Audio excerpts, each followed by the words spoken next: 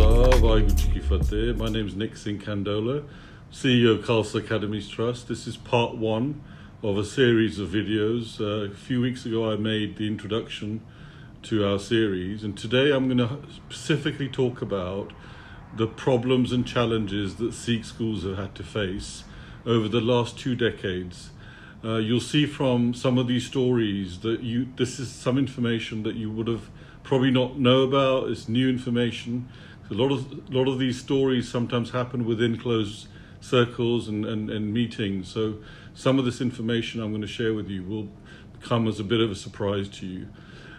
The way that Sikh schools started in the UK was under the Labour government, under what they call a voluntary aided scheme, where the community has to give 10% of the funds for building the school. The first school in the UK that was ever funded by the government was the Guru Nanak School in Hayes. Fantastic school, great leadership. Rajinder Singh Sandhu and his team have done a fantastic job there. But there was also lots of other people that were supporting them.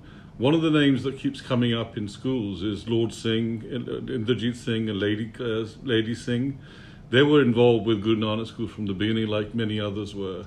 And they helped fight those battles in the early days to get the Sikh schools established.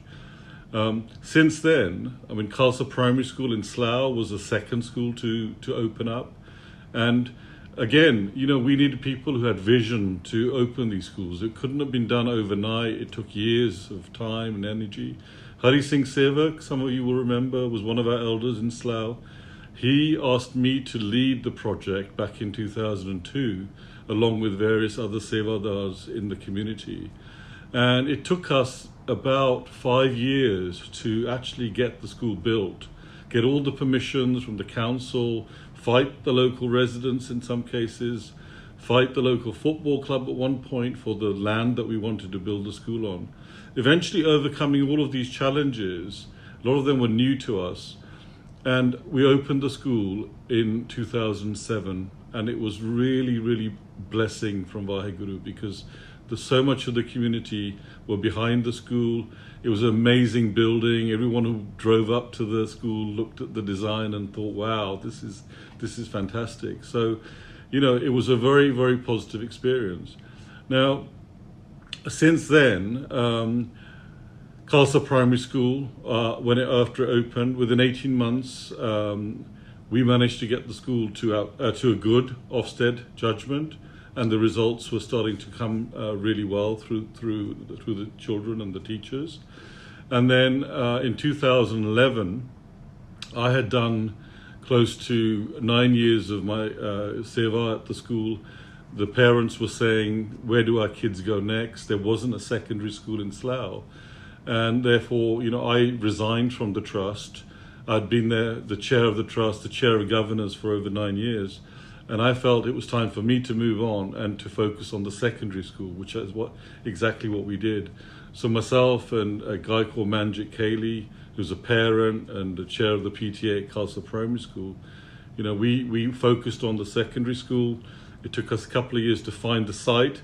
Finally, we found an amazing site, a pioneer house, headquarters of a big TV company, a Japanese garden, fantastic grounds. And, you know, we were really feeling blessed by this site, this building that Vaheguru had found for us.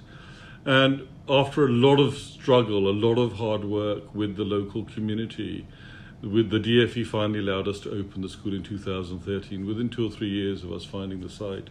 So again, amazing achievement. And we could have done this without the community support. You know, 13,000 signatures on a petition in those days were handed into number 10, Downing Street, and the DFE, and then they supported us and got us the school and allowed the school to stay where it was. Now, you know, after that, we spent the next 2 years applying for other schools, because the DFE wanted multi-academy trusts to run schools and to get them to, you know, good and outstanding schools very quickly. So we applied for 2 schools, a Wolverhampton school, secondary school, and the Artham Academy in East London. We applied for those 2, and we got the approval for those. So we spent the next 2 or 3 years opening those schools up. And the amount of work up and down the country, running around, getting the contractors on board, starting the building projects, a huge amount of work. So everything was going really well. And then in between, what happened was, and these are some of the problems I'm going to talk about now. In 2015, I had a surprise call out of the blue from the Khalsa Primary School trustees who came and said to me they needed to see me urgently. They came here. They told us about a problem that the school was facing, and the words were literally, "We're about to lose the school." And I said, "What are you talking about?" And they said, "Well, the school's being taken over by another school who was trying to form a mat. And apparently this other school, wasn't a Sikh school. It was a local primary school in the area. And they had managed to somehow, a chair of governors was removed, and a new chair of governors was appointed at the school by the council, and other governors had come into the school. And suddenly, the KPS trustees were almost in a minority. So I said, of course, we have to do everything we can to save the school. And I went in there, found out what was going on, and eventually we managed to get power back into the governing body. We had to remove some of the governors, etc. And within about a year, it got to the point where I was reinstated as the chair of governors. Khalsa Primary School said they wanted to become part of Khalsa Academies Trust, and things were looking good. We were protecting the school, securing it, and making sure that the results that we would do, it was an outstanding school at that point, because when I'd left, I asked a lady called Jaswinder Gariwal to come in and help lead the school, and it was under her wing that the school got outstanding in 2011. So, we really blessed that we found someone like her, a very experienced head teacher. So in 2016, when I had to go back into Khalsa Primary School, we couldn't find a head teacher. But one of the things that we're always short of are good head teachers. And I then asked Raminda Vig to apply to become the head teacher at Khalsa Primary School, which he did. And finally, we had someone who was there from the Sikh side supporting the school, and then after that, for one reason or another, Khalsa Primary School said they no longer wanted to be part of our trust, and then we parted company, and I came back and started to focus back on our projects here. And again, literally the next year, in 2018, another problem started. The Seva School in Coventry, those guys phoned us up saying, "Look, we're stuck. We're being forced to go into another trust against the community's wishes. And can you come and help us?" And I said, "Of course we can. This is our Sikh community. We have to help each other." So we went up to Coventry, found out what was going on. They also said they wanted to become part of the trust. We decided to help them. We gave them our lawyers' advice and so on and so forth. And eventually that case ended up going to court. And within literally a week of it going into court, the DFU backed down. And they backed down because they could see they were being discriminatory against the Sikh community in Coventry. And for that reason, you'll see in a minute what this was all adding up to, because you've got Khalsa Primary School, you've got Seva School, there's other schools around the country that have also had problems. Khalsa Science in Leeds, they wanted to join the trust, but they weren't allowed to join it. So all of these things, eventually, there's one thing that it comes down to. And if you compare the rights of Sikh schools and Sikh school trusts have compared to Catholic and Church of England schools, we don't have the same legal protections. Our trusts are set up differently to Catholic trusts.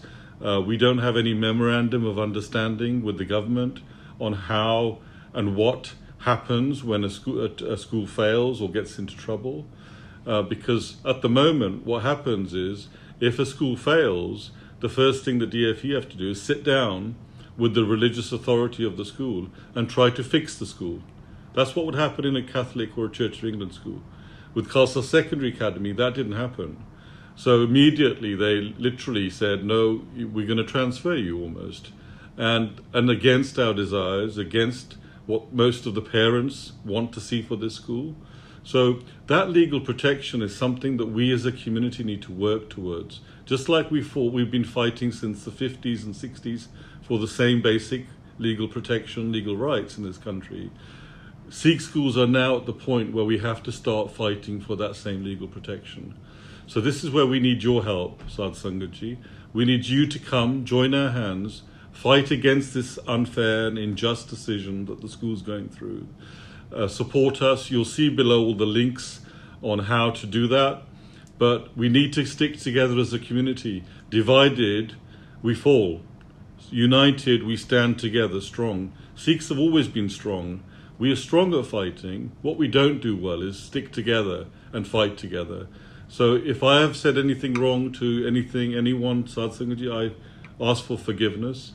But please, let's come together, unite, and fight together on this and get the rights that we deserve and our children's children will deserve going into the future. So one of the things I'll be talking about in our next video, part 2 of the series, is on deeper discussions around Khalsa Secondary Academy. What have we actually been through since December? What are the stages that we went through? What were the improvements that we made? And also, to give you an understanding of the sort of conversations we've had with the DFE, to say, this is what we've done, give us a chance, give us time to improve. We've been through a lot with them, and we're now at the point where we've had to put in a legal challenge. So we'll be sharing some of that information with you as a result of the feedback we have from them. Vaheguru Ji Ka Khalsa, Vaheguru Ji Ki Fateh.